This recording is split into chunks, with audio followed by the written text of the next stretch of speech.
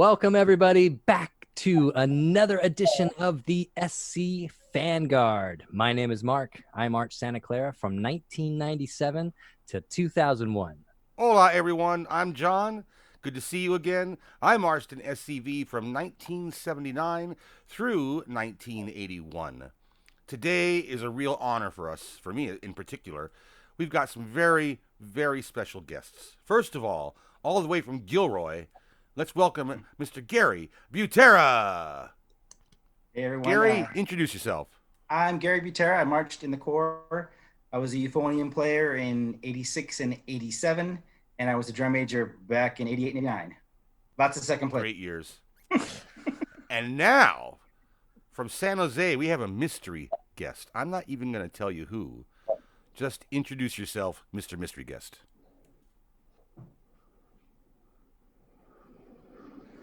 "1987 Vanguard, 1989 Vanguard, 2020 Vanguard. To Gail Royer, my name, it's gone, is Kurt Lohmiller. Nice to meet you.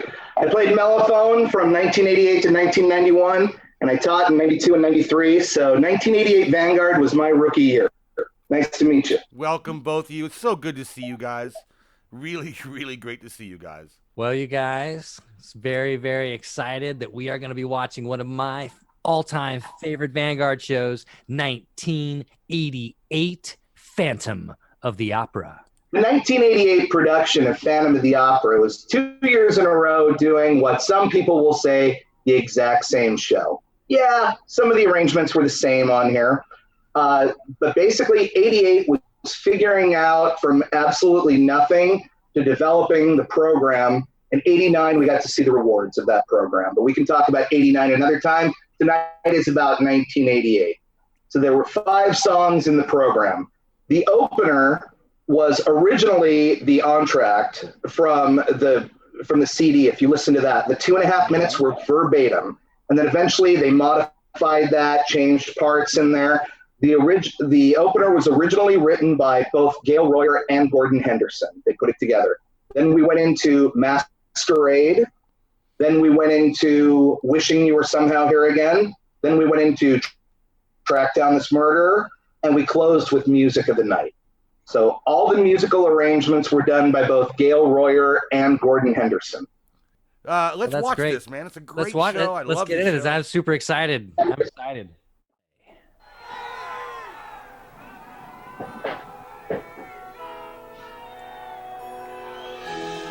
French horn soloist at the beginning of the show, Robert Johnson.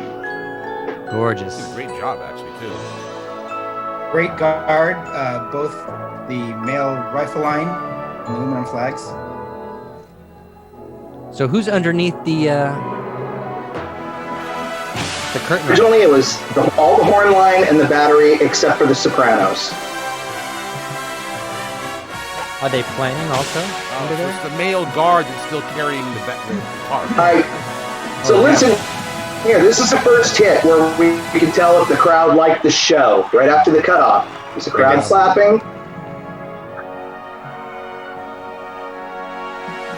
At the 6/8, we did a stutter step, left, right, left. I love this. It's like a right, Hemiola left, style. right, left.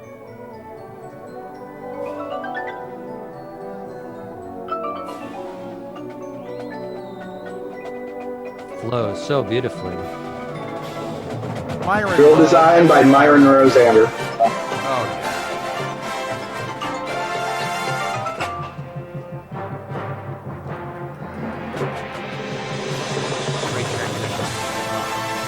By the way, notice the feathers are down, by the way. Notice that. Really? Yeah. You're right, they are.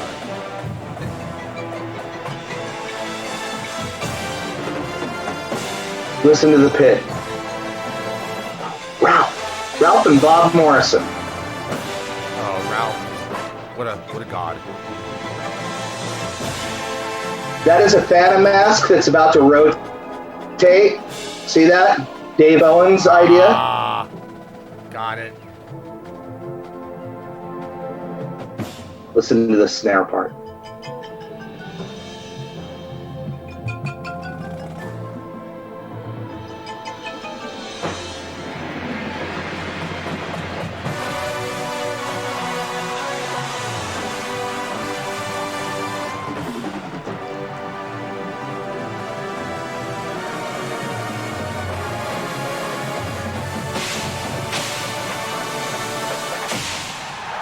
Crowd loves it.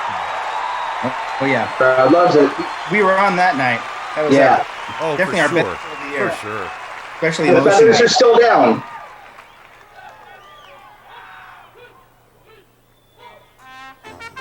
Kevin Brooks, Dan Pena. Oh man. and no cracks. Look at that.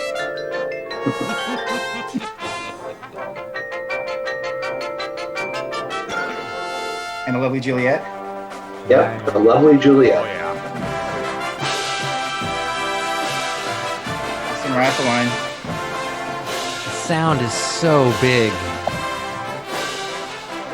I really think you guys sounded better from a brass standpoint this year than next year. That's my opinion. This was an emotional core. We couldn't play loud, Yes. but we had a very pretty sound. And it took a lot to get that. A lot of Great lot of dynamic contrast with this one. I think Yeah. you guys played really loud.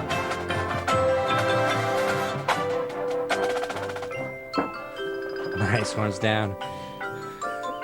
Now right here, the feathers come up. Feathers up. Interesting. Ah, I see. Oh, all right. Is that Jim on baritone? Jim Norton. Mr. Is it Norton. Jim?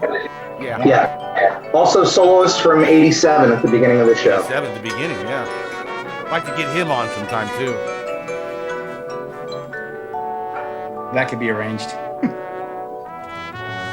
Now, Masquerade was at 200 beats per minute. So when that picks up, we're doing a lot of running and we're doing it at a fast tempo. So a little bit unusual for us. Yeah, but you guys set a standard that the rest of the chorus had to build up to doing something He like did. that. He did not do that. No one else did at that point. This is one of my favorite spots. So aggressive. great vision here.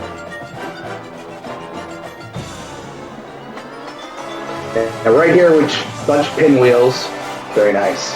Right, I remember that.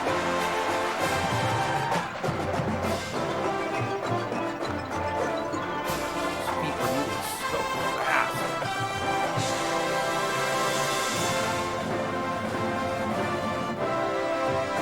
Oh, I love me a maypole. Love it. Oh Yeah. Another Dave Owens idea on here.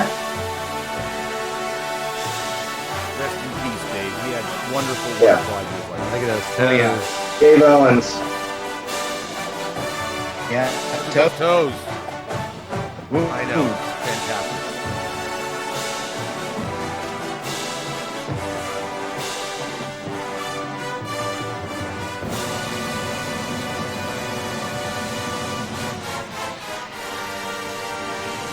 I'm hearing some excited contra players.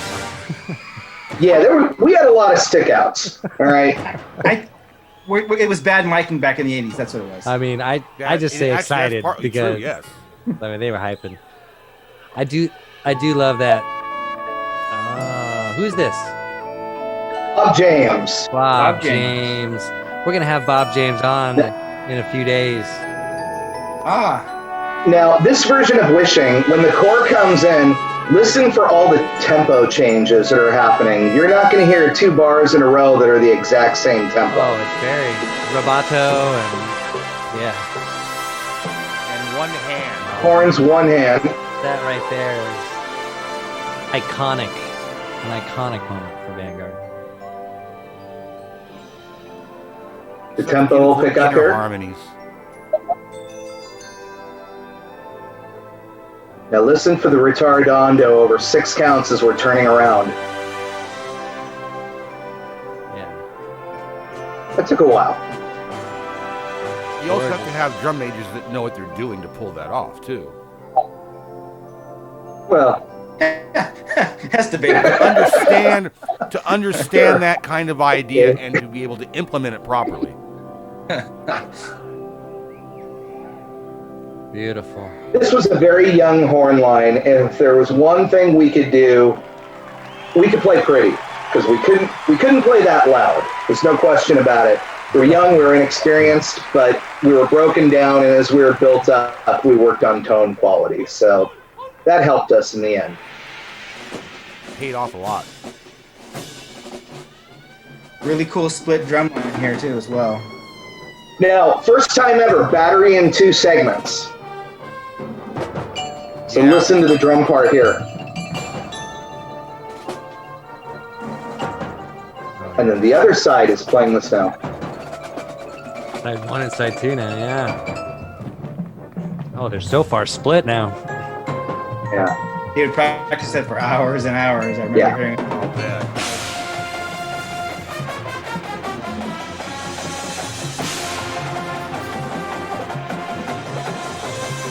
Yeah. Get some rifles. Awesome. Yeah. Cool jump out here. Ooh, shining that star up. Yeah. High drums this year. Boom. Here we go. Flying tempo. This was called the Move of Death. I love this. Kind of reminds me of Yeah. Tetris. Myron Rosander and the Move of Death.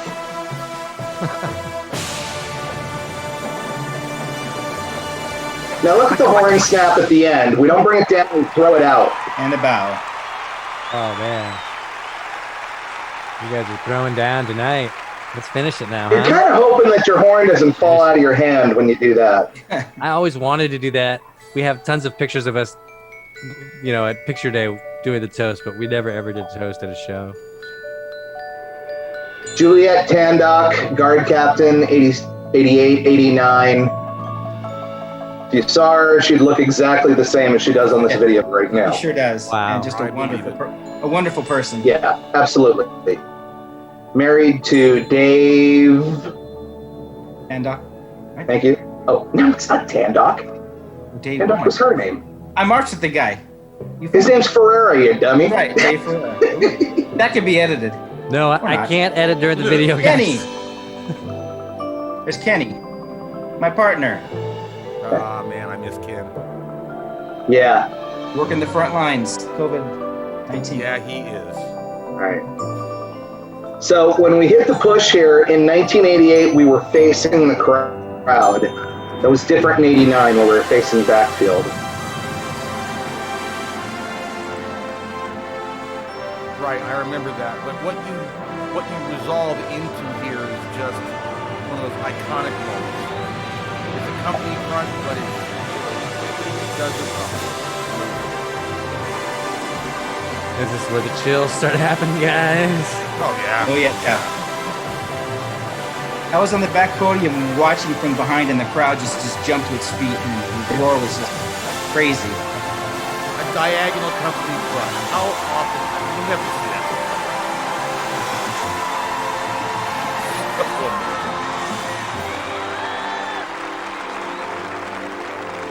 Okay, guys, here is the original mellophone sustain.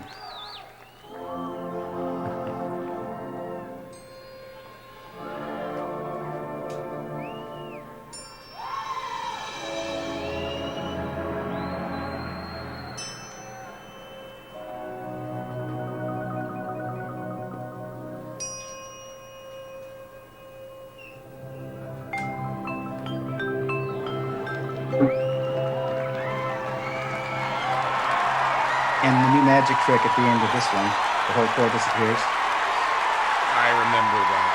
But you didn't do it early in the year. You did it at No. times. It's a cockroach on the field. Wow. Yeah. Oh, geez, you. Incredible show. Great year. So My emotional. favorite year. So emotional.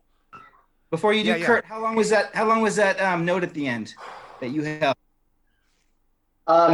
That sustained note was 21 seconds in one breath. Jesus.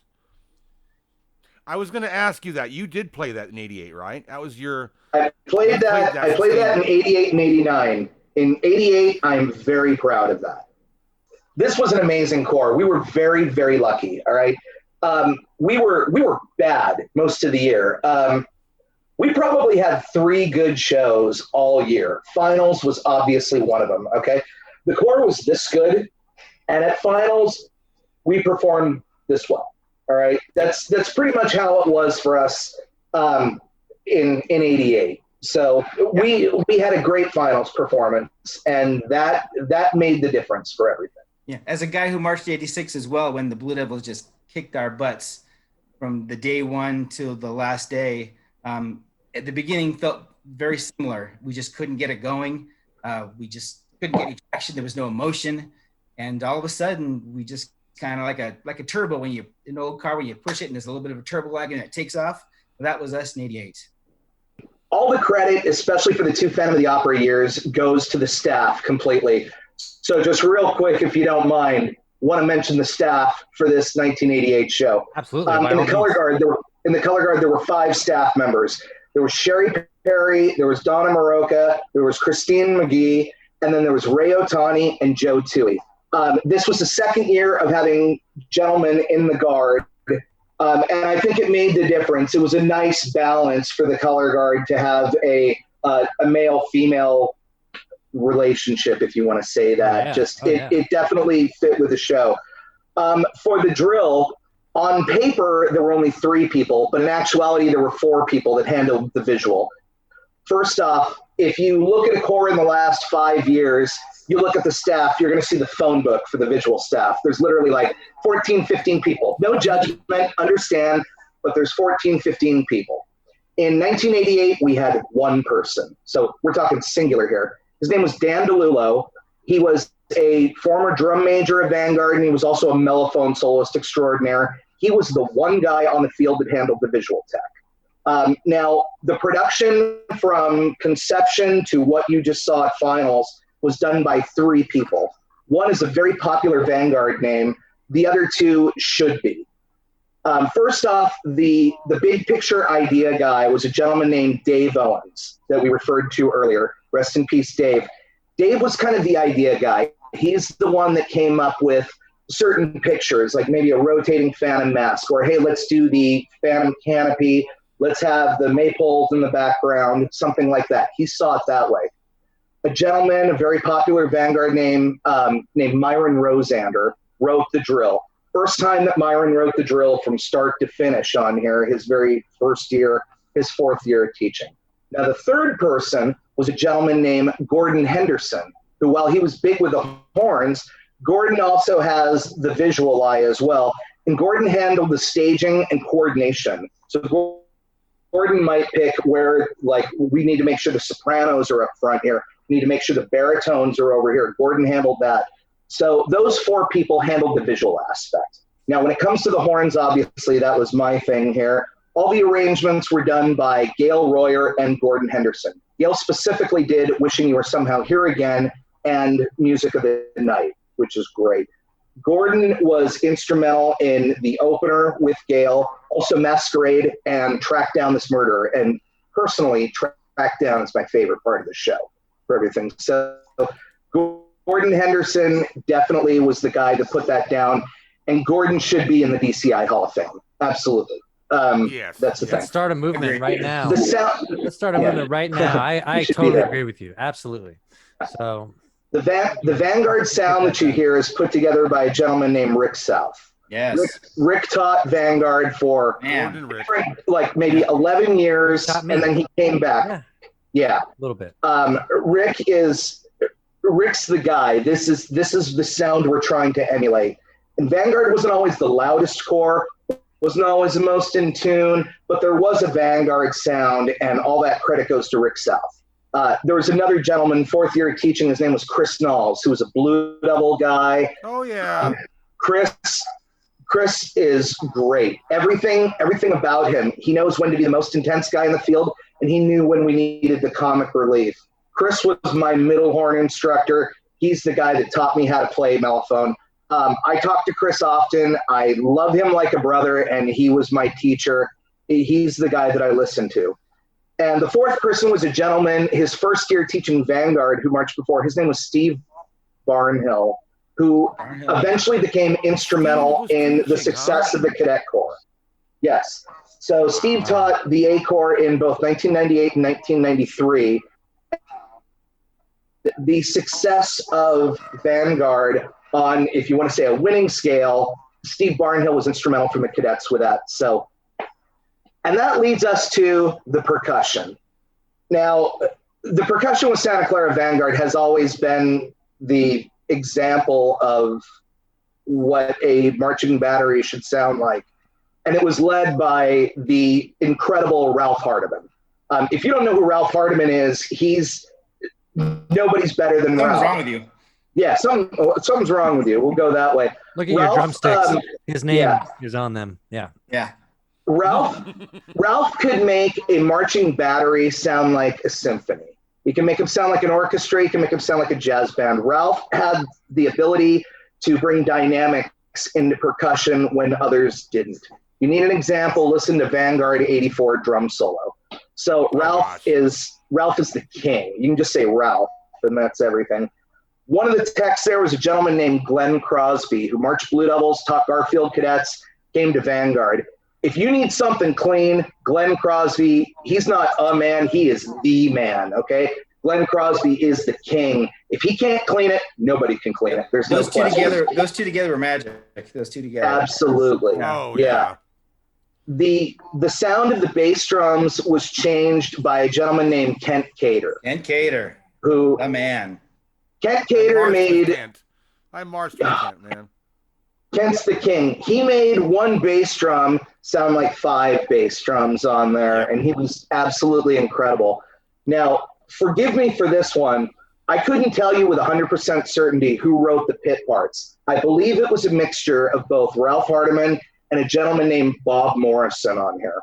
Bob worked with Garfield cadets. Bob worked with the Santa Clara Vanguard. Bob had a tasty ear on here. He was incredible. Bob was also instrumental. He was the CEO of the Save the Music Foundation for VH1. Bob worked with Pearl. He's an incredible guy, an incredible arranger, and a recent DCI Hall of Fame inductee from 2019, I believe. Deservedly so. The other two gentlemen were the cymbal tech, a guy named Robbie Tompkins, who marched for, I believe, 4 or 5 years and taught the cymbal line. And Vanguard cymbals, it's it. I mean, everything else is, there's Vanguard cymbals and there's everybody else. I can't speak to that. They're way too cool. And then I believe a gentleman that worked with the pit, his name was Mike Wells. And Mike was, I know he was in the Vanguard pit back in '84. I believe he was an instructor. So, ladies and gentlemen, the 1988 instructional staff, every ounce of success we had was because of these people. So,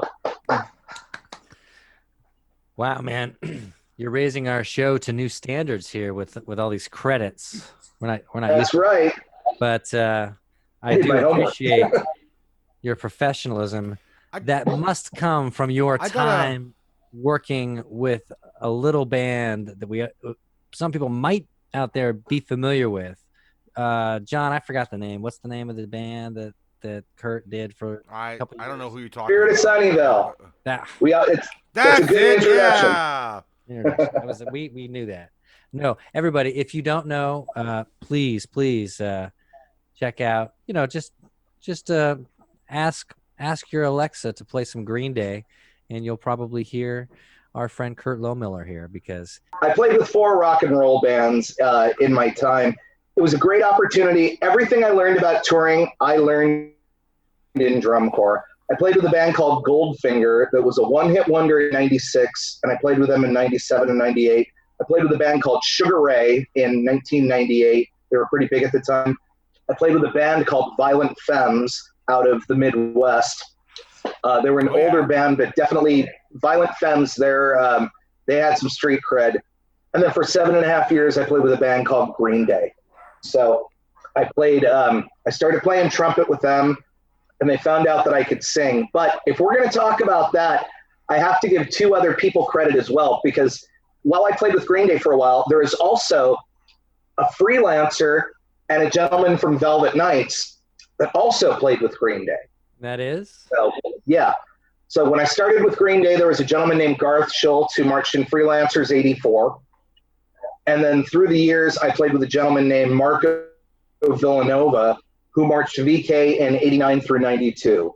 So we definitely had some fun together. And Garth and I played in Goldfinger together. That was how we started with Green Day. Okay, Gary, you can answer this one. I remember the first show of the season, the evaluation show at City College in San Jose. And I remember you guys were wearing long black capes, the whole horn line. Yes. And I think that was the only time the whole season that you guys wore that. And I'm wondering what happened to them. Why? Well, I thought they were pretty cool, actually. And then they were gone all of a sudden. Well, we talk about how fast our tempos were, the drill move, the velocity. Capes and that just do not go together. People were falling. It's just visually it was dirty too. It just kind of, because the way they were flow, it looked dirty. Yeah. Got it. I think I see now. And I remember that as well. It's like you couldn't see your bottom half. Yeah. You couldn't see the legs very well with those capes. Yeah. It was a one size fits all. And when you've got a 4'8" French horn player and a 6'6" French horn player, one looked like a bib and the other looked like, a wedding train. A hamburglar. Okay. Hamburglar. Okay. Hamburglar. It's a surprise. Now, here's one other thing I want to point out. 88 happened to be the only year that DCI had the random draw. Remember the bottom 7, top 5? Yes. Yes, right? yes. And I'm looking at the scores right now. I have DCX Museum on my screen. And I'm looking at the prelims. And you guys in prelims, we're in third. 96.3 Santa Clara in third, Blue Devils 96.6, and Madison 97.8. Yet and John, a night later, yeah. Yes, sir. Quick trivia: in my 4 years, that was the only time I got low second. You get that? Really?